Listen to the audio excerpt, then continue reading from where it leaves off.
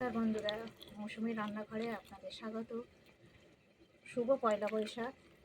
আপনারা সবাই ভালো থাকবেন, সুস্থ থাকবেন। আর আজকে মেনুতে আছে মাটনটা কিভাবে রান্না করি আপনারা দেখতে থাকবেন। আর পয়লা বৈশাখ আপনারা ভালো থাকবেন, সুস্থ থাকবেন। বড়োদেরকে আমার প্রণাম, ছোটোদেরকে ভালোবাসা জানালাম। সাবস্ক্রাইব করবেন আর আমার চ্যানেলটির পাশে থাকবেন। চলুন রান্নাটা শুরু করা যাক।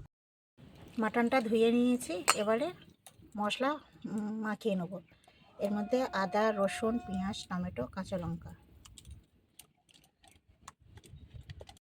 তারপরে লবণ দিলাম, হলুদ গুঁড়ো দিলাম, কাশ্মীরি লঙ্কার গুঁড়ো দিলাম, সর্ষের তেল দিলাম,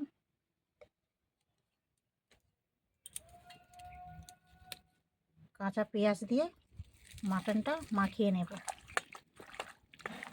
দেখুন মাখানো আমার কমপ্লিট। সর্ষের তেল দিয়ে দিলাম, আলুটা ভেজে নেব।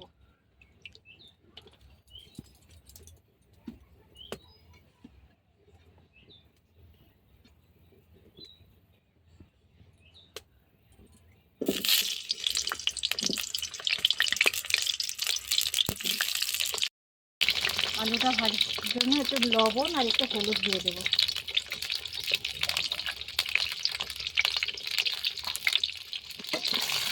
লাল লাল করে ভাজা হয়ে গেছে, এবার আলুটা আমি তুলে নেব।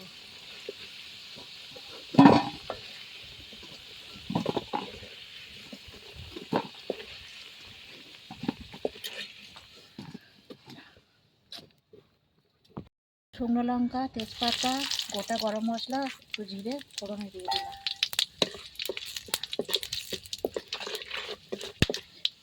এবারে কুচনো পেঁয়াজ দিয়ে দেবো।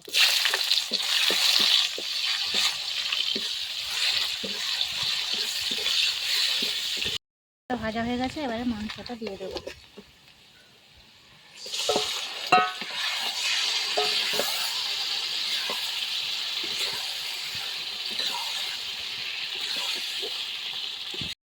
বন্ধুরা, তেল ছেড়ে গেছে, এবারে টমেটো কুচি, জিরে মরিচ গুঁড়ো আর একটু লবণ, এই চিনি দিয়ে দেবো।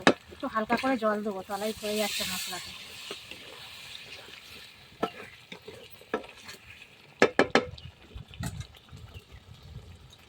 জিরে মরিচ গুঁড়ো দিলাম, একটু চিনি দিলাম,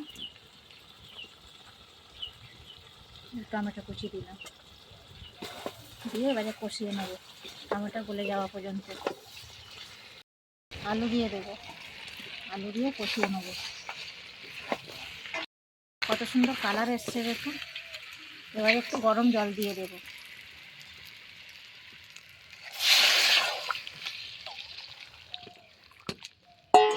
মাংসটা এবারে প্রেসার কুকারে দিয়ে গ্যাসেতে সিদ্ধ করে নেব।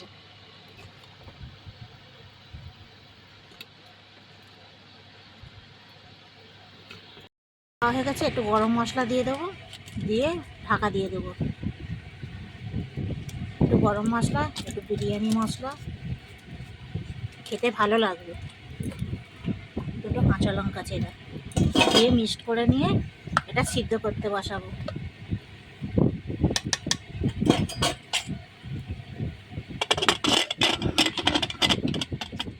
মাটন আমাদের সিদ্ধ হয়ে গেছে, দেখুন কেমন কালার হয়েছে। এবার পরিবেশন করব। হ্যাঁ, মটনটা খুব ভালো সিদ্ধ হয়েছে, আঙুল দিয়ে খুলে আসছে, বললে আসতে পারি কে? এই ভাতের নিচে মুখে দিলাম।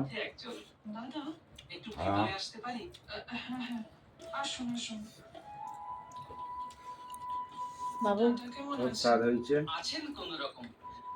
আলুটা বেশি ভালো লাগে।